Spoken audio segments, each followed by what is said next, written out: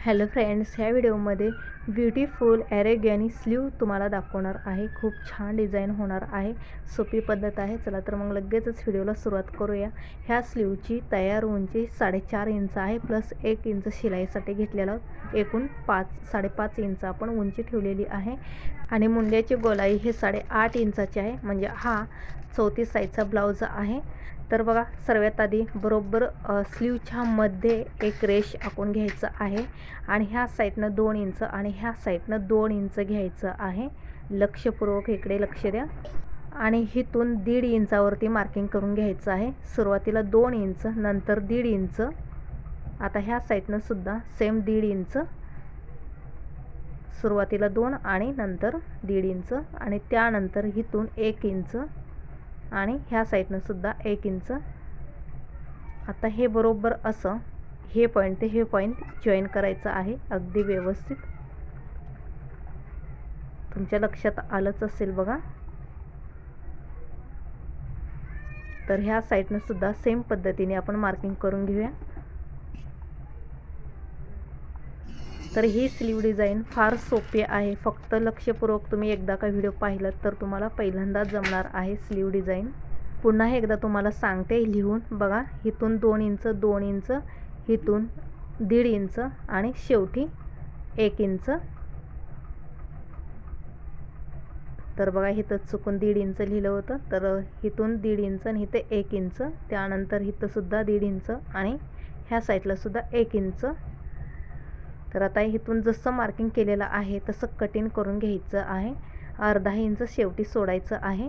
जे मधली लाईन आहे ते कट करायचं नाही, बाजूच्या 3 लाईन्स कट करून घ्यायच्या आहेत। तर बघू शकता, या पद्धतीने आपली स्लीव ही तयार आहे। आता कापडावरती ही जी कटिंग कशी करायचं आहे हे महत्त्वाचं आहे बघा। आता हे कापड थोडंसं आपल्याला मोठं लागणार आहे, नेहमीपेक्षा थोडंसं लांबीला पण आणि रुंदीला पण मोठं लागणार आहे। तर बघू शकता, खालच्या साईडनं 1 ते 1.5 इंच कापड असं सोडून द्यायचं आहे आणि त्यानंतर जे मधली लाईन आहे तिथं पिनअप करून घ्यायचं आहे व्यवस्थितपणे। आणि बघा, इथून ते इथंपर्यंत बरोबर 3 इंच घ्यायचं आहे। 3 इंचावरती मार्किंग करून इथं सुद्धा आपण पिनअप करून घेऊया। तर आता ह्या साईडला सुद्धा 3 इंच असं बरोबर मेजून घ्यायचं आहे। 3 इंचावरती मार्किंग करून घ्यायचं आहे आणि इथं सुद्धा पिनअप करून घेऊया। आता बघा, ह्या बाजूला सुद्धा 3 इंच मार्किंग करून घ्यायचं आहे आणि इथं सुद्धा पिनअप करून घ्यायचं आहे। तर ह्या साईडला सुद्धा सेम पद्धत 3 इंचावरती मार्किंग करून घ्यायचं आहे आणि इथं सुद्धा पिनअप करून घ्यायचं आहे। आता बाजूचे जे शेवटचं एक राहिलेलं आहे तिथं 2 इंचावरती मार्किंग करून घ्यायचं आहे। लक्षात तुमच्या आलंच असेल। शेवटी 2 इंचावरती मार्किंग करून घ्यायचं आहे आणि इथं सुद्धा पिनअप करून घेऊया मार्किंग करून। परफेक्ट। आता जसं आहे तसं मार्किंग करून घ्यायचं आहे आतल्या गोल साईडला व्यवस्थितपणे, कारण आपण बाहीमध्ये आधीच वाढ केलेला आहे। कापडावरती वाढ करायची गरज नाही, फक्त साईडला बघा, जसं मी खडूनी मार्किंग करून दाखवते त्या साईडला जास्तीचं मार्किंग ठेवायचं आहे। 1, 1.5, 2 इंचापर्यंत ठेवायचं आहे, जसं की आपण पप बाहीला जास्तीचं जे मार्किंग ठेवतो त्याप्रमाणेच। तर बघू शकता, मार्किंगनुसार इथं कटिंग करून घेऊया।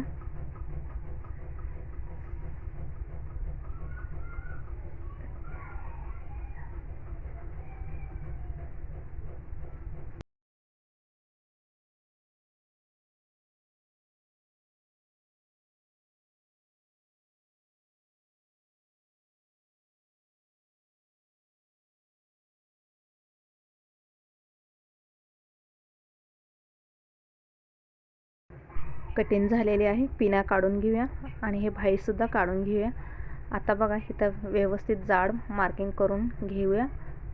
मध्य साईडला बरोबर रेष आखून घ्यायचं आहे। आता हे भाई ठेवून हवं असेल तर ही भाई ठेवायचं आहे आणि जिथं जिथं आपण 1.5, 2 आणि 1 इंचाचं मार्किंग केलं होतं तिथे तिथे आणखीन एकदा असं मार्किंग करून घ्यायचं आहे, म्हणजे पॉईंट लक्षात येण्यासाठी। आता बघा शिवताना काय करायचं आहे, हे जे मध्याची रेष आहे बघा, आपण बाजूचं जे 3 इंचाचं कापड एक्स्ट्रा घेतलं होतं ते अशी मोठी प्लेट्स घ्यायचं आहे आणि बरोबर मध्यापर्यंत आणून पिनअप करायचं आहे. जे आता बाजूचं आणखीन एक 3 इंचाचं कापड घेतलं होतं ते सुद्धा या पद्धतीने असं वरती आणून ठेवायचं आहे मध्याच्या बरोबर आणि तिथं सुद्धा पिनअप करायचं आहे. आणि बाजूचं 2 इंचाचं जे कापड घेतलं होतं शेवटचं ते सुद्धा असं प्लेट घ्यायची आहे मोठी आणि हे सुद्धा मध्यापर्यंत आणून इथं सुद्धा आपण पिनअप करून घेऊया. डायरेक्ट मी तुम्हाला शिवून दाखवते बघा या पद्धतीने. आता ह्या साईडचं सुद्धा जे 3 इंचाचं कापड होतं ते असं मध्यापर्यंत नेऊन मोठी प्लेट घ्यायचं आहे आणि इथं शिलाई करून घ्यायचं आहे. वरच्या साईडनं कापड एक बरोबर यायला पाहिजे, खालच्या साईडनं जे एक्स्ट्रा कापड आहे ते जातं, कट करण्यात जातं ते. तर बघू शकता असं या पद्धतीने आपली स्टिचिंग झालेलं आहे. बनवण्यास सोपी आणि दिसायला सुंदर अशी ही बाही डिझाईन आहे. तर बघू शकता या ठिकाणी बाही तयार आहे. आता जे पेपर बाही कटिंग आहे ते ह्यावरती व्यवस्थितपणे ठेवून घेऊया आणि आहे तसं मार्किंग करून घेऊया. तर ही स्लीव डिझाईन ब्लाऊज बाहीमध्ये किंवा ड्रेस बाहीमध्ये खूप सुंदर दिसते. मार्किंगनुसार आता इथे कटिंग करून घेऊया. जास्तीचं कापड कट करून टाकायचं आहे. तर आता जे साडीचं काठ होतं ते आपण इथं जॉईन करत आहोत. ह्या साडीचं काठ फार मोठं होतं पण नाजूक असा काठ लावायचा होता स्लीवला, त्यामुळे मी त्यातलं अगदी 2 इंचाचंच काठ कट करून घेतलेला आहे. आता काठ जो आहे तो जॉईंट करून झालेला आहे. मध्ये छोटे छोटे कट्स देऊन घेऊया जेणेकरून ही काठ पलटताना व्यवस्थित पलटेल.